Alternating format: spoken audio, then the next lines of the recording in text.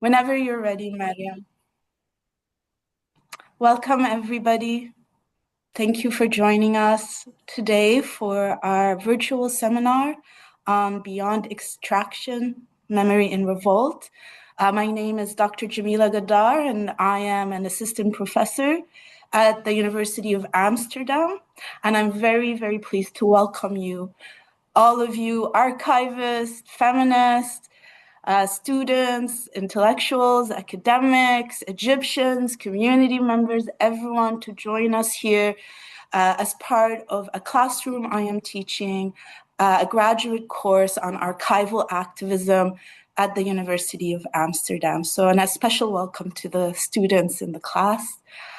Today we have a very special session on the theme of archival encounters between Egypt and France on the Egyptian Feminist Union. I'm very pleased to hand over the session to my dear colleague and comrade, Dr. Mariam Karim, who is, among many, many things, very, very busy woman, but also an excellent excavator, archivist, and historian of Arab feminist, Nasawiya, anti-colonial movements, who's taught me a tremendous amount and has given me this opportunity to bring this into my classroom at the University of Amsterdam, and is also a global postdoctoral scholar at the Institute for Advanced Study in the Global South at Northwestern University in Qatar, and is also the founder of the Digital Humanities Project that is co-hosting this series with the Archives and Digital Media Lab, which is called Nasawiya Arab Media History. Very much encourage you all to check it out on Instagram, on their website, and Mariam will be telling you more about that. So over to you, Doctora. Thank you, Dr. Jamila. And I want to say I learned a lot of what I know about archives and archival research from your work and lessons. So I want to thank you.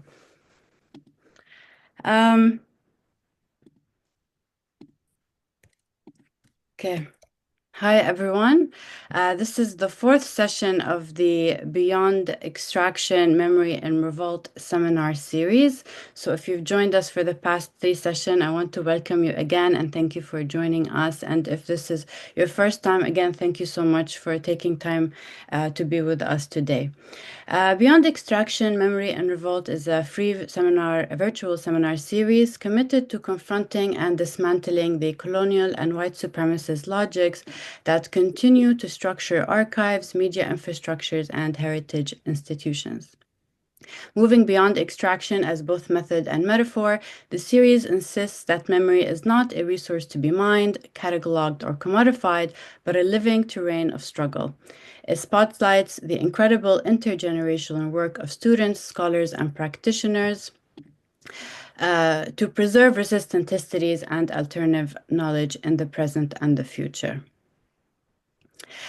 To move beyond extraction is to refuse the colonial impulse to take without accountability, that is, to extract stories, images, labor, land, and life while erasing the conditions of their seizure.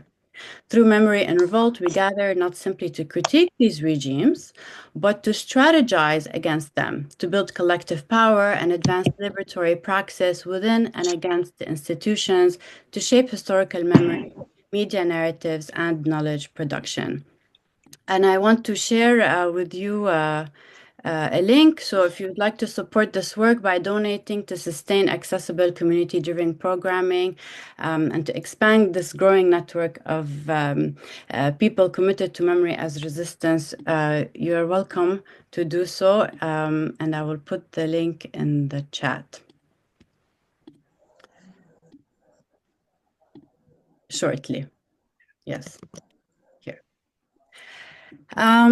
And so, a lot of these questions and ideas, of course, are something that are part of, my work as a Arab feminist media historian. And I'm really excited today to share with you some of the work that others in the field that have been doing.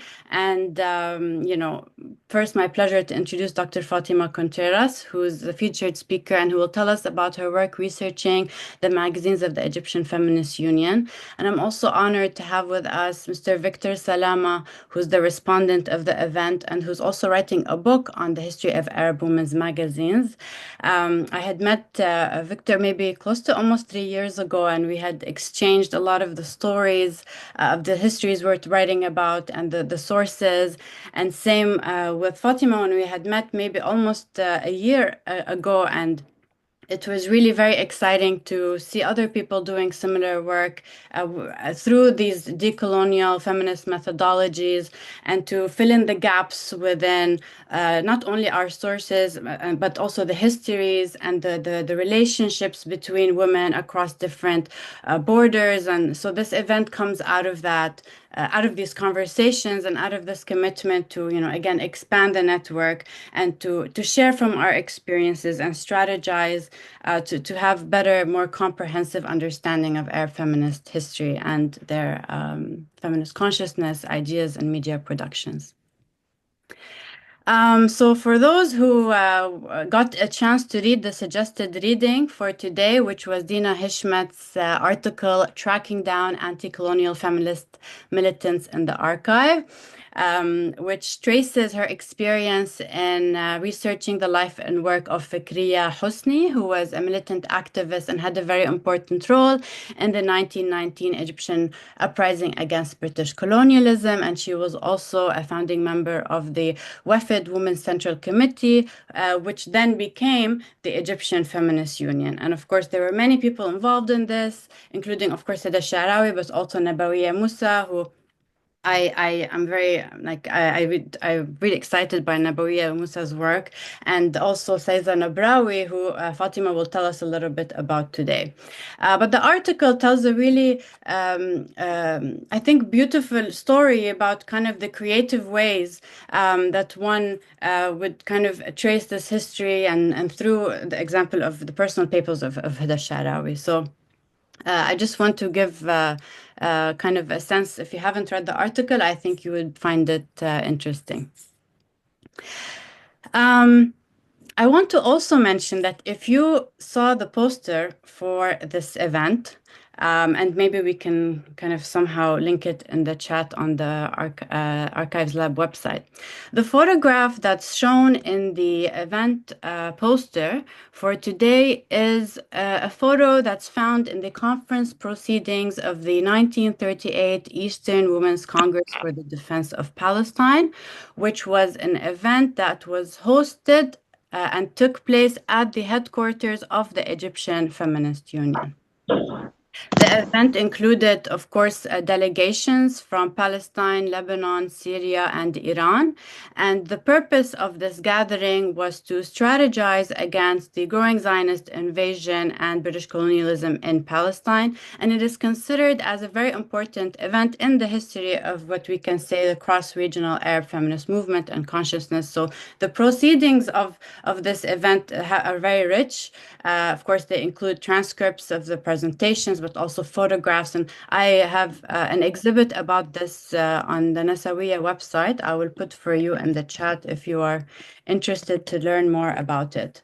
And I just wanted to mention this to say that the history of Egyptian Feminist Union and their magazines are also very much the history of the women's feminist unions, not only in Egypt, but also in Lebanon, in Syria, and Palestine, and so on, because of the cross-regional connections and solidarities that, Egyptian feminists have really were a key and core part of cultivating. So I wanted to mention that.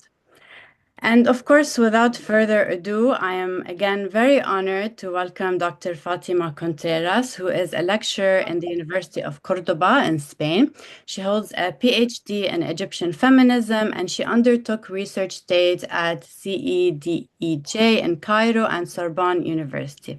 Her work examines the magazines published by the Egyptian Feminist Union, Her research focuses on feminist expressions in Egypt during the second half of the 20th century and early configurations of women's transnational networks. So I want to welcome you to the floor, and very excited to hear from your work. And if you want to share your screen, you're most welcome. Thank you. Well, good afternoon, everyone. First of all, I would like to thank the organizers, Dr. Mariam Karim and Dr. Jamila Gadar, for their kind invitation, for putting together this event. And I'm very pleased to be here today and to share my work with you. I'm gonna share my screen. There. Can you see it? Yes. Okay. Okay, first of all, about my background, to introduce a bit myself. I speak French, Arabic, Spanish, and English, and I regularly use all of these languages in my research. However, for my study of the Egyptian Feminist Union, French has been particularly essential, has a significant portion of the relevant bibliography and press and primary sources were published in French. This background has shaped both my approaches to sources and the development of my research topic. This background is connected with how I learned about Huda Sha'arawi. So I first came across Sha'arawi while I was studying my bachelor's degree in Paris, and I became increasingly interested in her life, her work, her activism, her feminist activism, and I kept reading more and more about her until I realized there was a clear gap in the literature, particularly regarding the magazine L'Egyptienne. And that discovery led me to dedicate my master thesis to this subject, to the study of L'Egyptienne.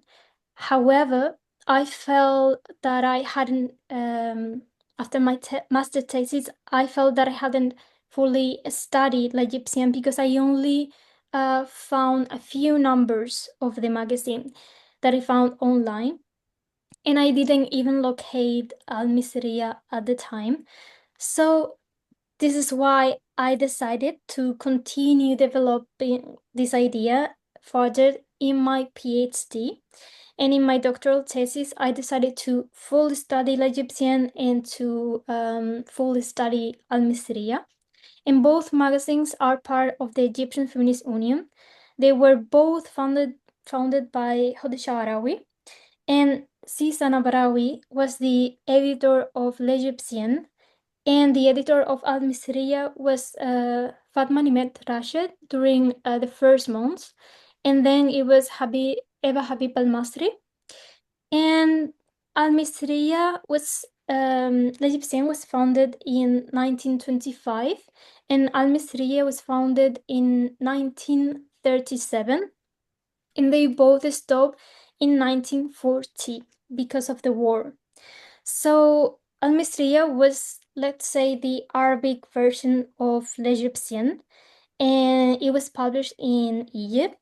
And even though they both share the same interest in feminism, there were a few differences between them. For example, Al Misriya was cheaper than L'Egyptienne, and in each number, they publish more articles than L'Egyptienne. And sometimes they publish the same articles, but translated from Arabic to French or the opposite, from French to Arabic. And the main difference, I would say, that is that Al Misriya has a focus on the Arab women's movement that was being developed due to the Palestine cause. And it's interesting to know that even though they both stopped being published in 1940, the magazine Al Miseria continued to be published a few months more than L'Egyptian.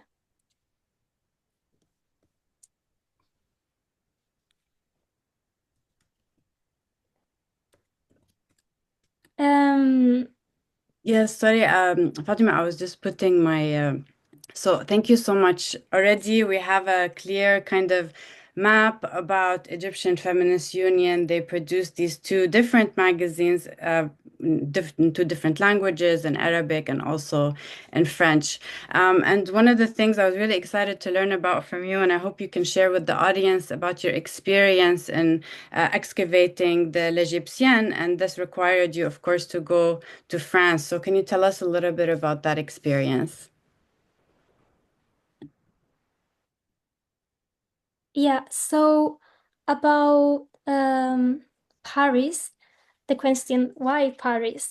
Well, the presence of L'Egyptian in the libraries of Paris was not a coincidence. In fact, it can be explained by two main reasons. So first of all, L'Egyptian, being based in Paris, was aligned to the journal's own goals and objectives. L'Egyptian was in French in order to reach the Western audience and to inform them about the new Egyptian feminist movement that was being developed and their activities. And more broadly, the use of French helped also spread the Egyptian Feminist Union goals and projects and activities like conferences. And it also made it easier to gain support outside Egypt. And at a time when many views of Egyptian women were shaped by stereotypes, the journal also aimed to present a more accurate image using a language that could reach a wider audience, and it also sought to create connections between Europe and Egypt. In this sense, this ideas is reflected in a radio interview that I found in Paris, and this interview is to Nabarawi. And in the interview is in French, but I translated in the presentation in English. And she talked about how they came from a conference in Rome, the first feminist conference. And she said, well, precisely because Madame Sha'arawi had been shocked to see how little people knew about us, about Egyptians, when we returned from the Feminist Congress in Rome in 1923. Sha'arawi decided to launch a French language magazine, and so naturally I was the editor-in-chief at the time. Sorry, Fatima, to interrupt you, but was the radio interview, how did you find it? Well, I will talk more about it. Sure, yeah, go ahead. Sorry to interrupt And the second reason is that to explain why it is Paris is because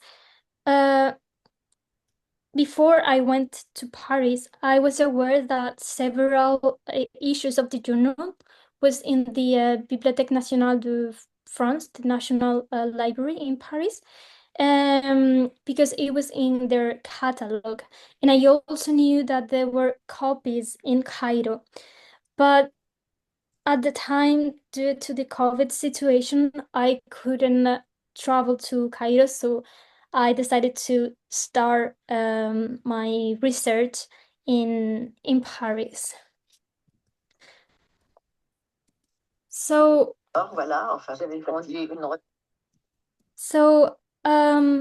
although I eventually located all the complete collection of L'Egyptian, at the beginning the issues were quite dispersed. So I first conducted the journal at the Bibliothèque Nationale de France, and there were a few issues available online, and others could be accessed on microfilm, as it's shown in the photo, in the presentation. And then I continued my research at the Bibliothèque Marguerite-Durand, and that is a particularly valuable institution as it gathered the private collection of Marguerite Durand, who is a French suffragist and journalist. And for those of you who work in France, who can speak or read French, I should note that this library holds an excellent collection on gender studies and women's history, and I highly recommend to visit it. It's the biggest Parisian feminist library, so it's a massive.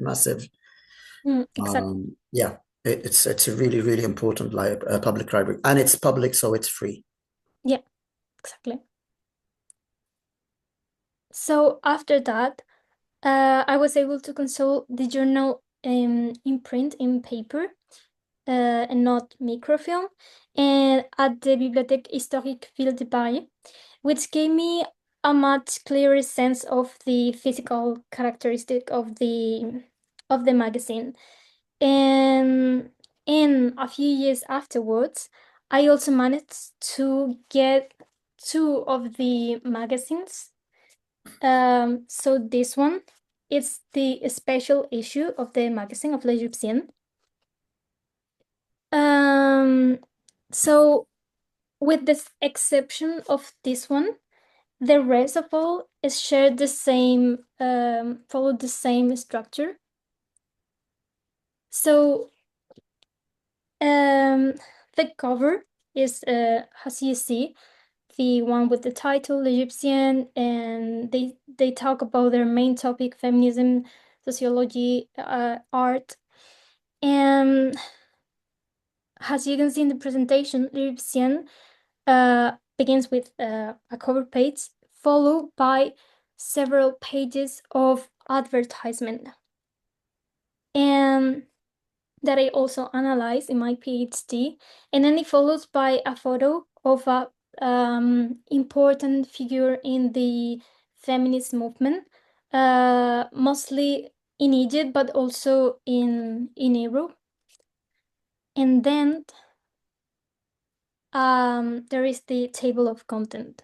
So each time I found a new issue, I followed the same working method. I photographed the table of content in order to identify and select the articles relevant to my research, because in the beginning I felt quite overwhelmed about how many numbers I found, how many articles there were. So it was very important for me to be clear what I wanted to analyze and study. So this text included any topic related to feminism, the opinion of Hod Sha'arawi and Zita Nabarawi, the history of women in Egypt and the Arab world, and other closely related topics. And I collected all these photographies in a document, and I added the references like the date, the number of the magazine, and very important, the main topic in each number. For example, Palestine or education or feminist conference. And I mean, I'm not an expert, but this method is what worked for me, although I always welcome any advice for my future research. And yeah, that was my experience in Paris. Okay, thank you so much. And now we can move to Al Masriya in Egypt. And maybe you can, tell us a little bit about that. Yeah, so as soon as I could travel to Cairo, my main goal was to find Al Masriya. So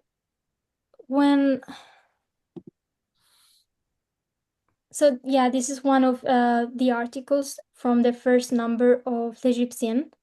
It's the private indication of the Egyptian feminist.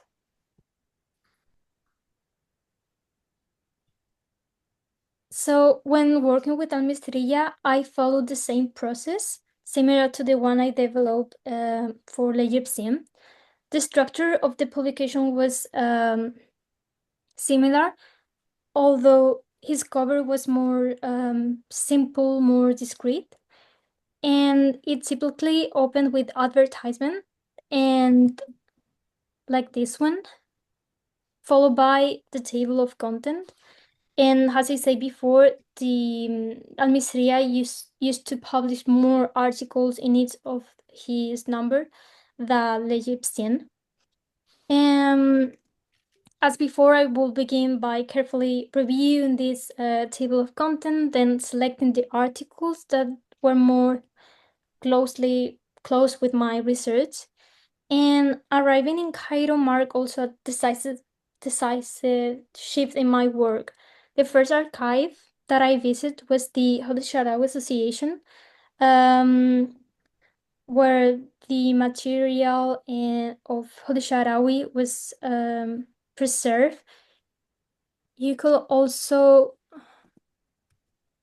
this is the Hod Sharawi Association, so you could also see, like, for example, her clothes or letters, her private collection of books and magazines.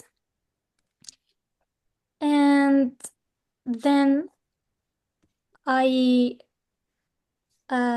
visit so when I was during my conference in the American University in Cairo, we were offered a guided visit to their private archives, and there I saw folders containing documents related to both Hod Sharawi and Sisana Barawi. And it's also important to highlight the rich and extensive collection of Dar al-Kutub. And the last one, it's about my experience in the archives of the Women and Memory Forum, that I highly recommend to visit this center. Yes. I was amazed for his remarkable work on organizing all the documents. Their work in structuring and preserving materials was excellent, and the collection were carefully classified into folders, and they were most of them were newspaper clippings and also personal correspondence like letters. And before each visit, I will contact the association secretary, and I will explain my research focus, my questions, and the goals of my project, and she will conduct a preliminary search in the archives. And when I arrived, she had gathered like a selection of the most relevant material for me to start studying and reading. So for example, about the Egyptian Feminist Union, and specifically Hadi Sharawi and Susanna Barawi, most of the material was in Arabic and French, but you could also find in English and Italian, like in the examples.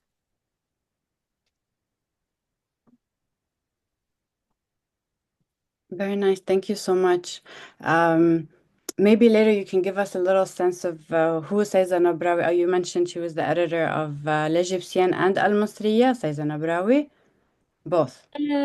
No, Susanna Barawi was the editor of l'Egyptian. Okay. Because she could master French. Yes. And the editor in Al-Misriya was the first months were Fatma Nimet Rashid, and then it was Eva Habib al-Masri. Okay. Okay, thank you. And I know at this point in the presentation, we want to maybe know more about, your conversations with other scholars who have done this work. It's like similar to what we're doing in this event, kind of offering from our experiences. So what are some things that you learned from others that you want to share with us, whether in Cairo or other places? Well, I believe the guidance of other scholars mark a very important step in the development of my PhD research. Their work not only provided like valuable references, but also proved the value of building an academic community in which methodologies and experiences and practical advice can be shared. Because well, we are all learning from each other. And the importance of this scholarly community has been essential for my work in shaping my academic and archival methodology, and as well as my understanding of the feminist movement, feminist history, and yeah, in particular, there were two scholars that play a key role in shaping my research. First of all was Irene Finoglio. She wrote this book in French. It's Défense et illustration de l'Égyptienne. And in Paris, I had the opportunity to interview her. She's a researcher at the CNRS, and she previously conducted an extensive file work at the SEDESH Research Center in Cairo, where she worked with archival sources in order to write the first study focused on the history of the women's press in Egypt. And her research analyzed l'Égyptienne alongside with other Egyptian journals published in both Arabic and French. Although she did not study Al-Misriya and she didn't study deeply l'Égyptienne. And the second one would be Margot Badram. She is a professor at Georgetown University, and her scholarship on the Egyptian feminist movement has, and particularly her work on Huda Sharawi, has been fundamental in the file. Her research is deeply grounded in primary sources, and because she had the unique opportunity to meet and interview several of the members of the Egyptian Feminist Union who had worked closely with Huda Sharawi. And notably, she conducted multiple interviews and meetings with Zizana Barawi. So she had this rare opportunity to have like first-hand insight into the movement. And in its time I met with them was different. So Fenogli, for example, I did record or interview, but with Margot, I only recorded once because we used to meet. Fenogli, I only met her once, and with Margot Badram, we used to meet. We met several times while I was in Cairo, and so I record or interview only once, and we followed some questions that we prepared before in order to somehow sum up all our conversations that we had before. And engaging with these scholars allow me also to better understand how to approach these archives, how to combine different type of sources, and how to develop my methodological framework. Thank you. And just for the sake of time, maybe you can also tell us a little bit about the oral history interviews that you conducted with, friends and family members of some of the people that you were writing about, and the magazines you're also writing about. And I just want to also give a note that, within the context of this conversation, I mean, so far we are talking about, for example, how this history has been written within the French language canon, or the English. And of course, the Arabic has also documented this as well. Of course, these women themselves have documented their own writings and history, whether through their individual collections of articles that they've written within magazines or not. So I just want to bring attention to, again, the multilingual, but also transnational ways that, this work can be conducted, and the different ways it has been historicized and preserved. And I see also Professor Besma Sheibani here, and I just want to thank her because I do use the AUB digital collections. and the resources there. And I just want to say thank you so much, Professor Basma. But Fatima, yeah, if you can tell us a little bit about the oral history piece, and then we can move into the transnational aspect and Saiza Sabrawi more specifically. Thank you so much. So from the beginning of my research, I was certain that in order to fulfill my goals, I needed to engage with primary sources. So I began by tracing these written materials like the magazines or like letters. And then I turned to oral history. So I searched for both recorded and written interviews with Hadi Sharawi and Zizan Abrawi. And I discovered a radio interview in French, an interview to Zizan Abrawi, and while I was in Paris, and also audiovisual interview to Nabarawi while I was in Cairo. And in addition, I found 2 written interview, one published in Italian in a book, and the other in French in an academic journal. And also a turning point in my research came when I was able to establish when I was able to contact and met Sania Sha'arawi, who is the granddaughter of Huda Sha'arawi, and is also the author of biography of Huda Sha'arawi. So during my stay in Cairo, we met frequently and we remained in close contact. And our conversations became like spaces to discover how the Sharawi and Sister Nabarawi work in a different perspective, like more personal, let's say. And it was also through that that it was thanks to Sania Sharawi that I could also contact with Hoda Nabarawi. Hoda Nabarawi is the only daughter of Sisa Nabarawi. And after establishing contact with her, I organized a journey to meet her in person in Europe. And she welcomed me into her home. We shared stories, memories, and she shared with me like clipping a newspaper that she gathered. And all these materials did more they were very, very helpful to complete some gaps in my research. With their permission, I used to record all our interviews to keep track of my research, and later I transcribed the most significant minutes of that interview.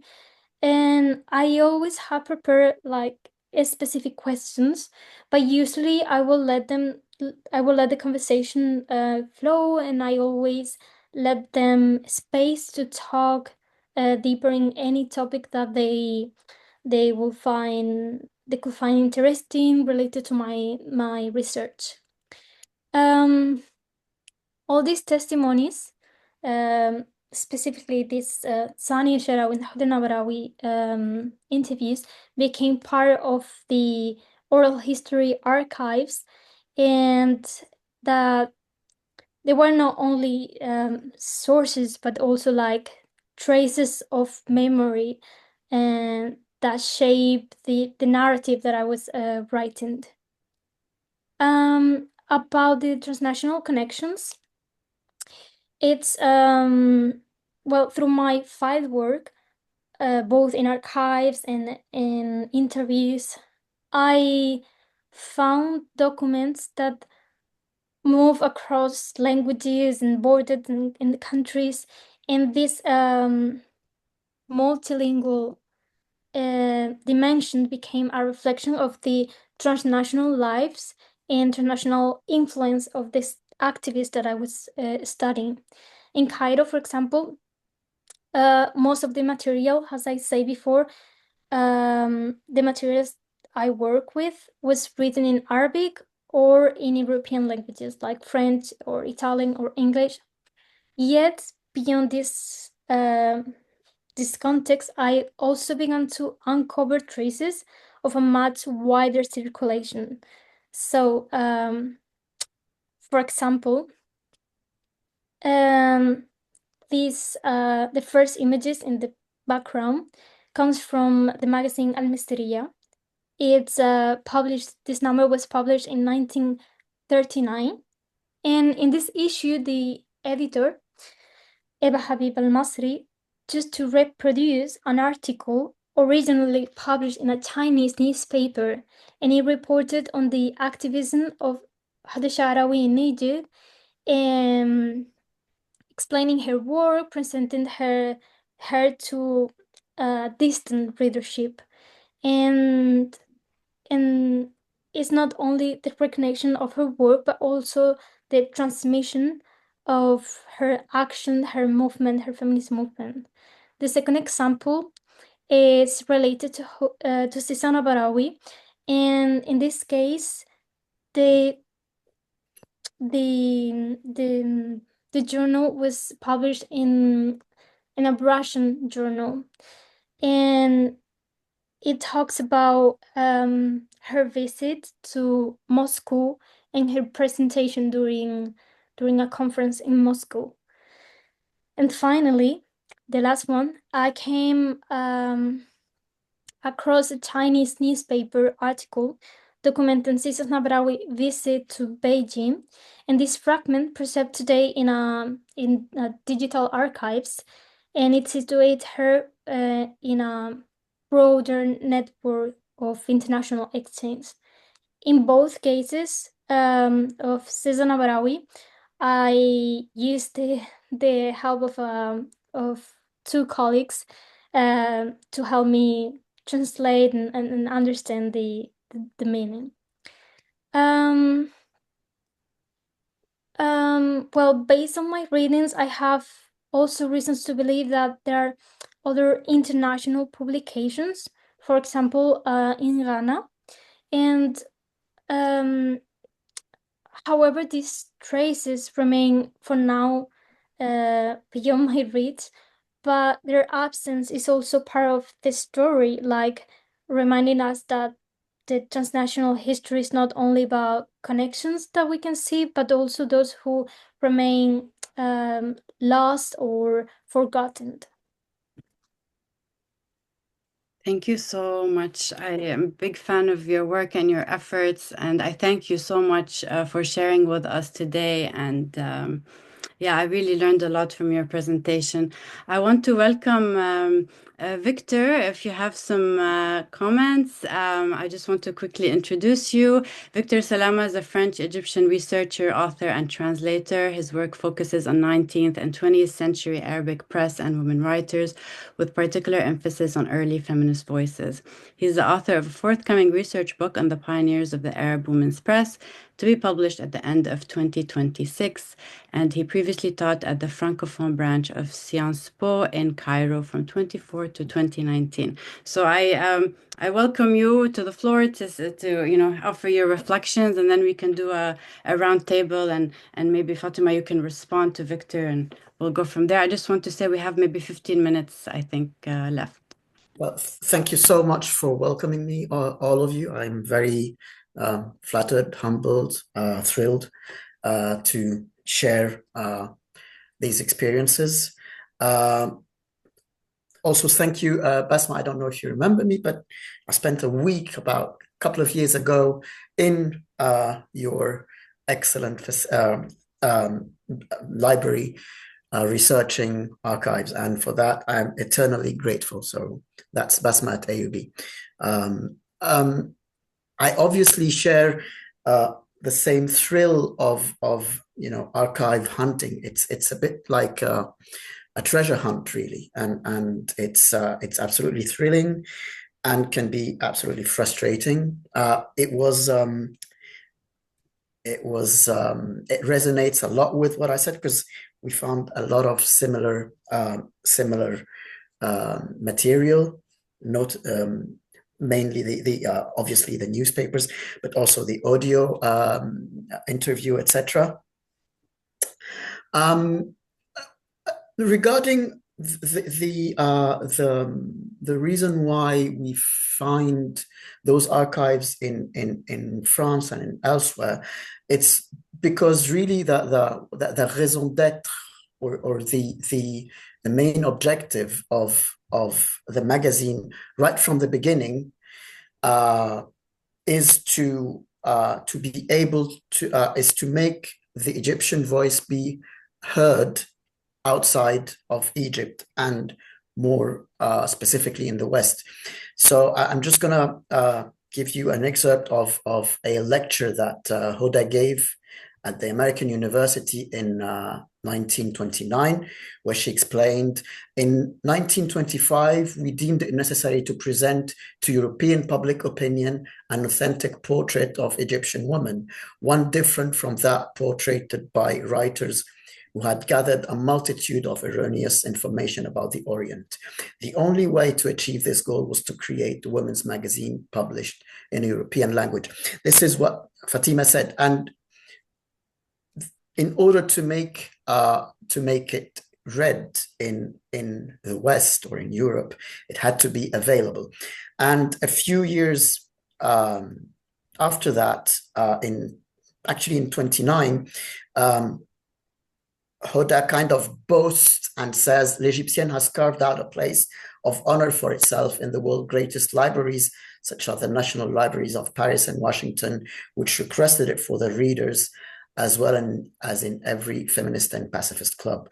So it's really by design that we can find those archives, especially in Paris, obviously because of the language. And Fatima, you were saying that you had to come and read them on microfilm. They have since been fully digitized, and they're fully available at the Marguerite, Bibliothèque Marguerite. Yeah. Yeah, but when I started, sorry to interrupt. I found out that they released it after my stay in Paris. It's quite recent. It's quite recent. Yeah, but it's a really great thing. So my work kind of overlaps a little bit with this of Fatima. I will not take longer just to explain it in 2 seconds, and 2 minutes rather. So I'm doing a research on pioneers of Arab women's magazine since the beginning. That's 1892, and it starts in Alexandria, and I'm ending it in the mid-50s. And as Mariam said, it's a transnational history. It's actually, I call it a fluid history because transnational kind of applies in the latest stage, but at the beginning, it's only, all of this is part of the Ottoman empires, but it's really fluid between Egypt and the Levant. And the very first pioneers were women from Lebanon and Syria who founded those magazines in Egypt. And this circulation is something that is very, very important. So it's basically 5 chapters about 5 pioneers, and if you will, each pioneer and her magazine is kind of a sun in the middle of a solar system, and that interacts with other pioneers at the same time, the same period, via shared struggles or collaborations in magazines, or being at the same city, or common themes, etc., etc. So Hoda Sha'rawi is obviously one of them. She's the third, but it starts with Labiba Hashim, who was Lebanese, who immigrated with her parents to Egypt and founded a magazine called Fatat al-Sharq, the Young Women of Orient. Then the second one is a Syrian lady called Maria Ajani, and she founded a magazine called Al-Arus, the Bride in Damascus in 1908, 09, I think. Then it's Huda Sharawi, and then it's Labiba Ahmed, who is an important figure, a figure of that represents Islamic feminism. She founded a magazine called Al-Nahda Nisaiya, the Arab Renaissance. Actually, a magazine that lasted 20 years, so it's a really important one, even if it's not the most known one. And last but not least is Durreya Shafiq, who is kind of the heiress, but at the same time a rebel of Huda Sha'rawi and the Egyptian Feminist Union, who founded Bint al-Nil, the daughter of the Nile, in 1945, and was arrested by Gamal Abdel Nasser for being too vocal and for asking too many freedoms, and she was sent to house arrest until pretty much the end of her life. So yeah, it's an absolutely fascinating history. The research takes a lot of time, and again, this is why I thank Basma. And again, I reiterate what Fatima says. Institutions like Women in Memory Forum are really doing God's work. Absolutely, they're doing a fantastic work. Yeah, may they live long and continue to do great things. Yes, I agree. يعطيكم العافية. And I want to say Mari Ajami's Al Arus magazine is available at the American University of Beirut. The full, I believe, collection is there if you are interested. And just a note about Labiba Hashim, because it's just a small story. Again, everyone's kind of connected, but May Ziadeh, who at the time was writing specifically and only in French, went to see a lecture by Labiba Hashim, and it was after that experience she decided to go and only write in Arabic. So Labiba Hashim's work and voice was really important at the time. But also what I'm trying to say is, of course, here, we're talking about the magazines, their writings, but of course this was part of a larger network, conversations, and feminist consciousness that it was being expressed in, of course, many ways. One of them was through the magazine. So this was kind of a sense of some of these examples. Fatima, what do you think? Any final thoughts? Oh, I want to say, Dr. Omnia, so nice to see you. Thank you for being here. Fatima, yeah, please go ahead. You have any final thoughts? I know we had talked about it. Yeah, I was just gonna say that, well, first of all, I think it's a really important work what Victor Salama is doing. Because as I said, there is this book by Fenoglio, who is, let's say, an introduction to women's press in Egypt, but someone needs to do like a deep study, a deep development of all these articles, because it's just an introduction and it's really it needs to be developed. And upon my presentation, to just sum up everything that I say, I would like to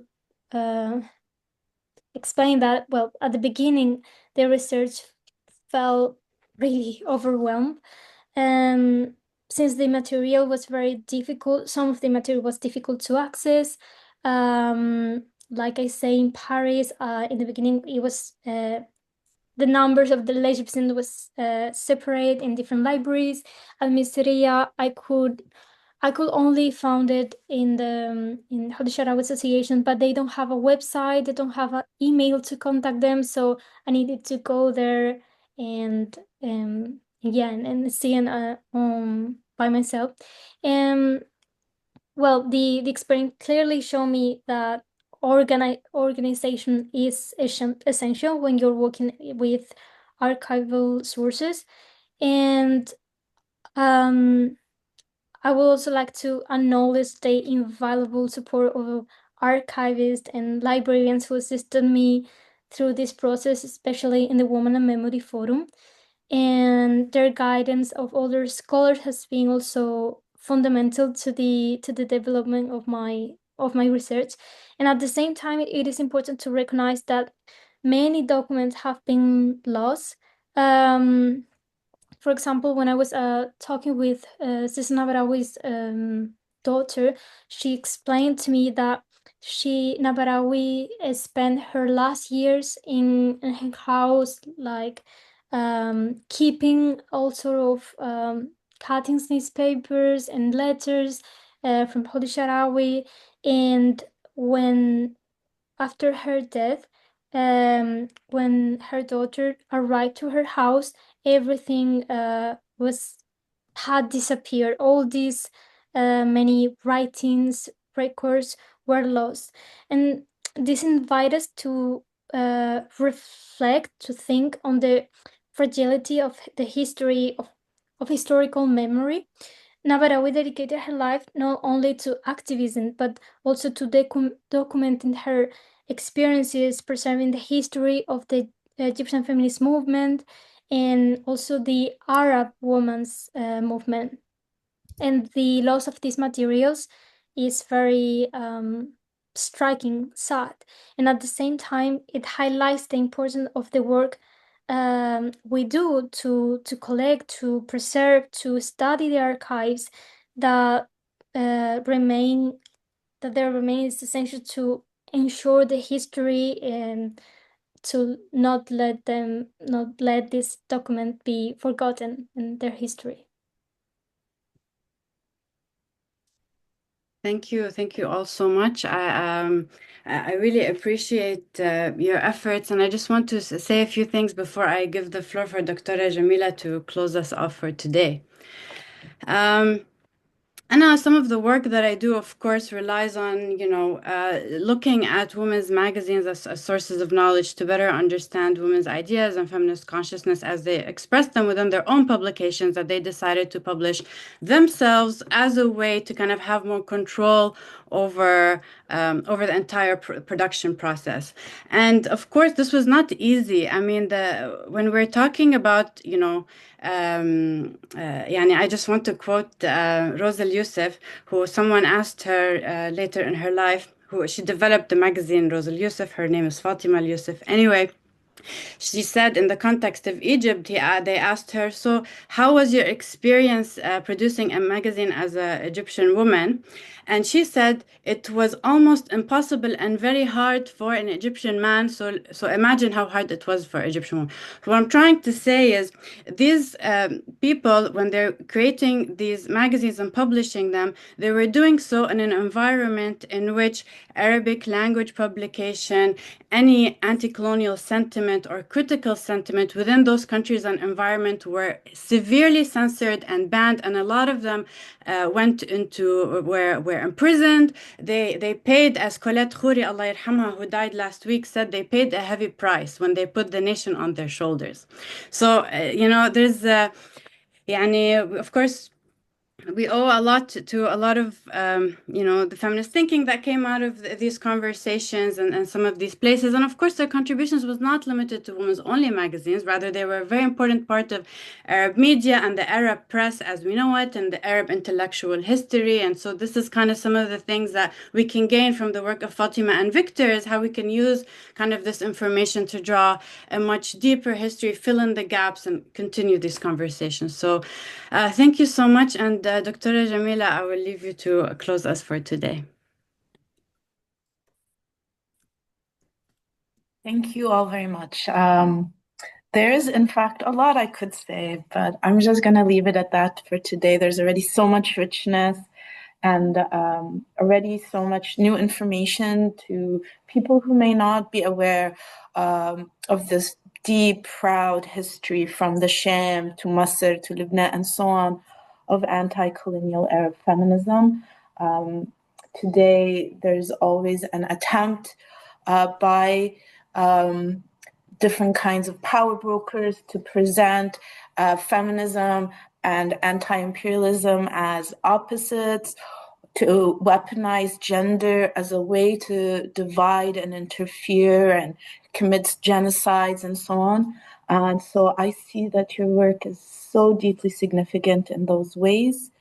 And, you know, there is so much at play then in terms of these broader issues and structures when we think of why we can have such an institute in France, whereas it can be so much more difficult in our own countries to find this information or to access archives, or how many times can we just not go because there is war. So I'm just going to draw those out, but